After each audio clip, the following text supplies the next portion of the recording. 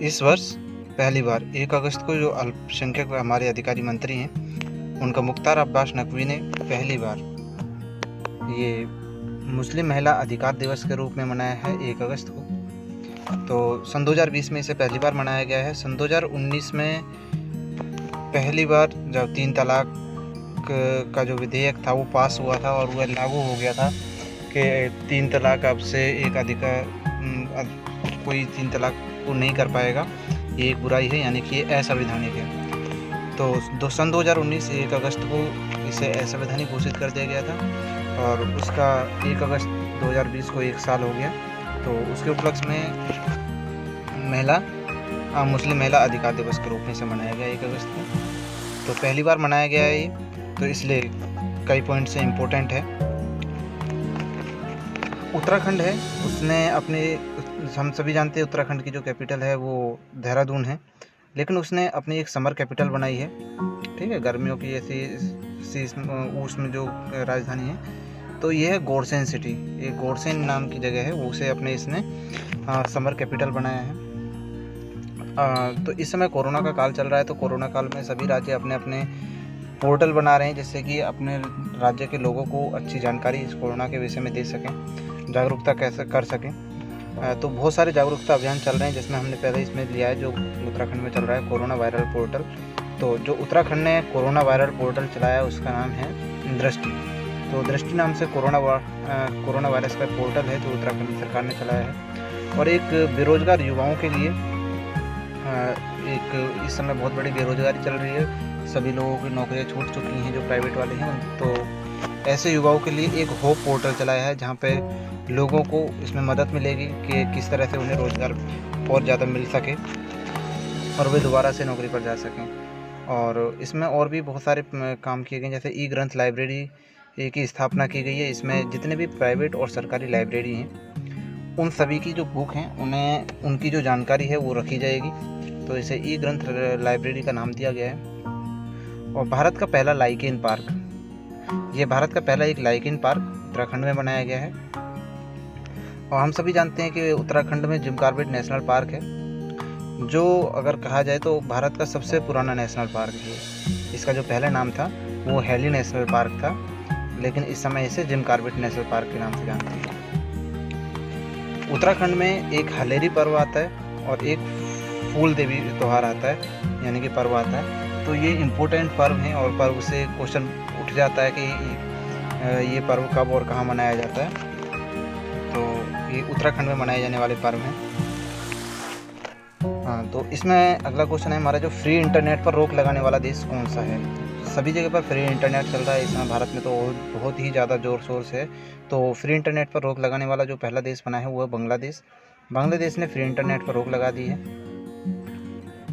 तो भारत और बांग्लादेश की अगर हम बात करें तो बांग्लादेश और भारत के बीच में बहुत सारे संयुक्त अभ्यास होते रहते हैं। तो अभी जो हाल फिलहाल में संयुक्त अभ्यास हुआ है इसे संप्रति अभ्यास कहा गया है। ये मेघालय में हुआ है, मेघालय में ये अभ्यास हुआ है। और बांग्लादेश ने एक डिजिटल हाथ प्लेटफॉर्म तैयार किया है, ये ऑनलाइन है डिजिटल वाला। इसमें क्या है, जो बलि देने वाले पशु हैं उनकी जानकारी इसमें इकट्ठी की जाएगी, तो इम्पोर्टेंट बन जाता है ये।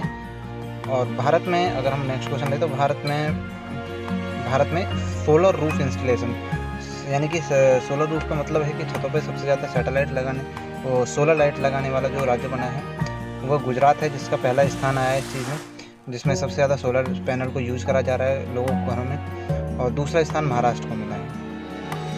और ई गन या फिर टेजर गन यानी कि ई गन, ई मतलब इलेक्ट्रॉनिक गन।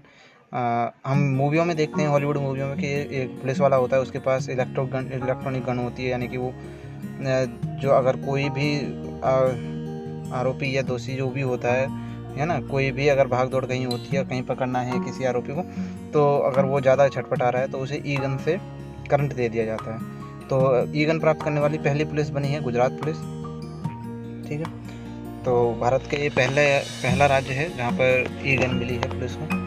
और गुजरात राज्य की अगर हम बात करें तो गुजरात में एक सुजलाम सुफलाम जल संचय अभियान योजना गुजरात में चालू की गई है। और गुजरात की और जानकारी अगर हम प्राप्त करें तो एक नल सरोवर लेक है उसमें, है ना, और ग्रीन नेशनल पार्क है, इसके बारे में ज़्यादातर पता है सभी को, और सरदार सरोवर डैम, इसके बारे में सभी को पता है। ये एक जानकारी है जो होनी चाहिए और सभी को होती है, तो ये एग्ज़ाम के पॉइंट ऑफ व्यू से इम्पोर्टेंट। अब अगर हम मध्य प्रदेश सरकार में देखें, तो मध्य प्रदेश राज्य में देखें तो मध्य प्रदेश जो सरकार है हमारी, मध्य प्रदेश सरकार ने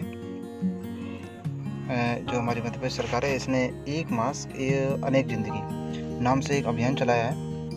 इस अभियान के अंतर्गत लोगों को मास्क पहनने के लिए जागरूक किया जाएगा कि लोग मास्क पहने ज़रूर, ठीक है।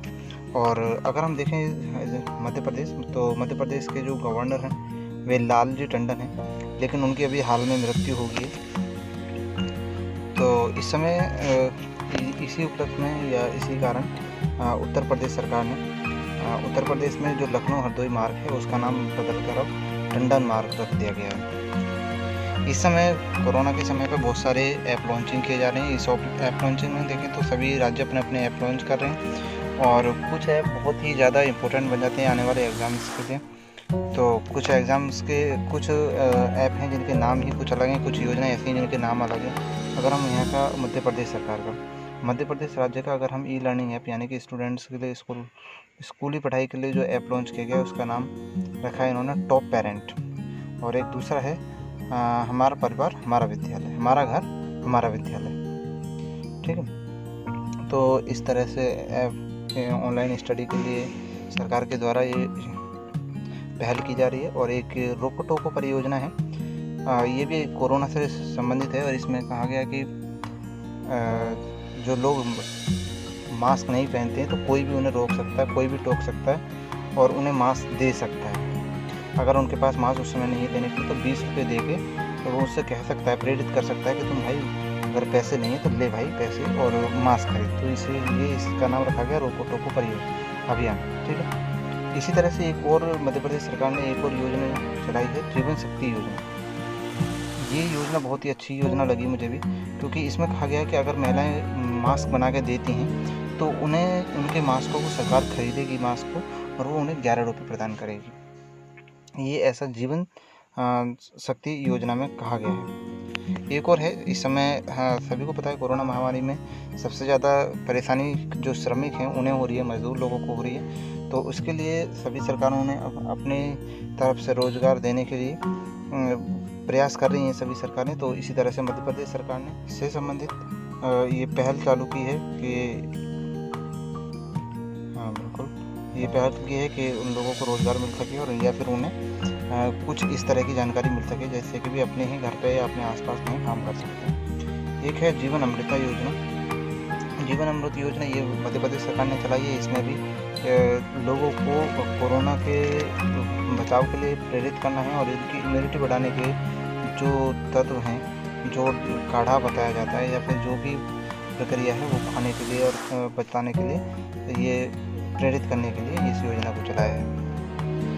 एक मध्य प्रदेश में निष्ठा विद्युत मित्र योजना है, ठीक है। और एक के पर कोरोना अभियान चल रहा है। कोरोना के लिए कई अभियान चल रहे हैं, तो एक के कोरोना अभियान भी चल रहा है। और एक सबसे बड़ी रिपोर्ट है ये कि अभी जो मृत्यु दर रिपोर्ट अभी शिशु वाली आई है, इसमें तो देखें मध्य प्रदेश में सबसे ज़्यादा मृत्यु दर आई है जो शिशु होते हैं। शिशु वे लोग होते हैं जो या तो पैदा होते समय इनकी डेथ हो जाती है, या फिर 1 से 6 साल तक के बच्चे होते हैं जो उनकी मृत्यु दर इसमें मृत्यु दर में गिने जाते हैं। तो शिशु मृत्यु दर मध्य प्रदेश में सबसे ज़्यादा खराब है, यानी कि सबसे ज़्यादा हुई है। मध्य प्रदेश में बहुत सारे नेशनल पार्क हैं, जिसमें हम देखें कान्हा नेशनल पार्क कई बार एग्ज़ाम का पॉइंट में काफ़ी अच्छी तरह से आता है, और दूसरा है पन्ना नेशनल पार्क, और एक और है मादा सतपुड़ा नेशनल पार्क। तो ये नेशनल पार्क हैं, इम्पोर्टेंट है। मध्य प्रदेश की राजधानी भोपाल हो जाती है। आगे देखें हम, तो अभी जो हमारी राज्यसभा है, राज्यसभा में जो आचार समिति है उसके अध्यक्ष चुने गए। तो ये इम्पोर्टेंट बन जाता है कि राज्यसभा के आचार समिति के अध्यक्ष कौन है, तो शिव प्रताप शुक्ला हैं जो राज्यसभा के आचार समिति के अध्यक्ष बने हैं। और एक और इम्पोर्टेंट लाइन निकल के आई है कि एक है स्कॉच गोल्ड अवार्ड।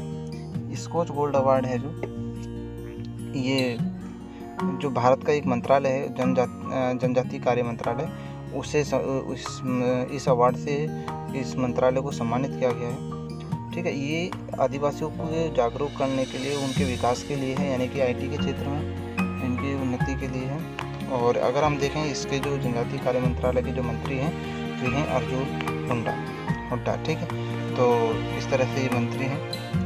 तो इस तरह से ये बहुत इम्पोर्टेंट बन जाता है